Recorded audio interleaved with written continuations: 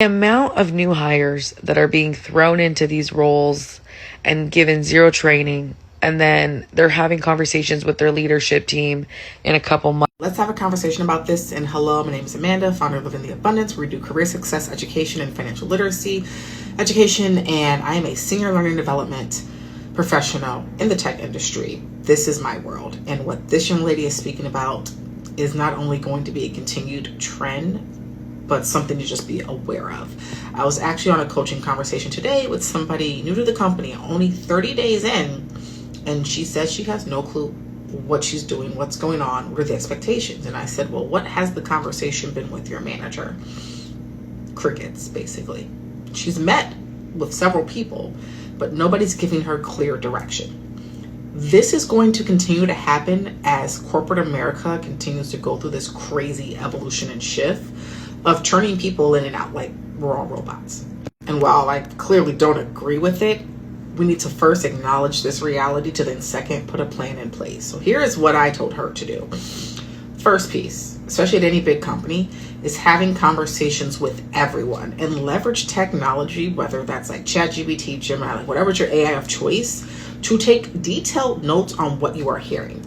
Because no matter what, as this young lady gets to, there is still an expectation for you. So you want to have as many conversations with everyone in your department that will give you 15 to 20 minutes of time to understand what the heck they're working on, their experience with like performance reviews, like how do they like narratives to be told, the metrics, etc. And once you have all these different data points, throw that back into some AI, okay, to spit out any trends of what they're seeing. Just overall, like what are the priorities of the business? Second piece, once you have that information, is to take all of like the just what's going on and how things are measured and throw in the job description you were hired off of, right? And then if there's any sort of like role profile or things or attributes you're graded on, like pull that out for your level. We use an AI, okay? Throw that back into AI and have them spit out to you some connections. Like, here's what's going on in the company. Here's what you were hired for, at least. Here's some other things about what you're being measured against, and ask it to, like, again, AI prompting. I could do a whole other video on that. Like, imagine you're a new hire to a company, you're 60 days in, and you're trying to proactively understand what you might be expected to achieve. Here's what you know about what's happening in the organization, and here is what I was hired to do. Draft some expectations or something for me that I can then present to my manager to get feedback on.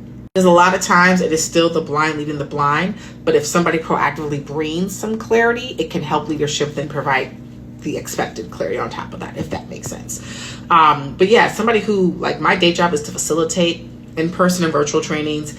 I lead onboarding.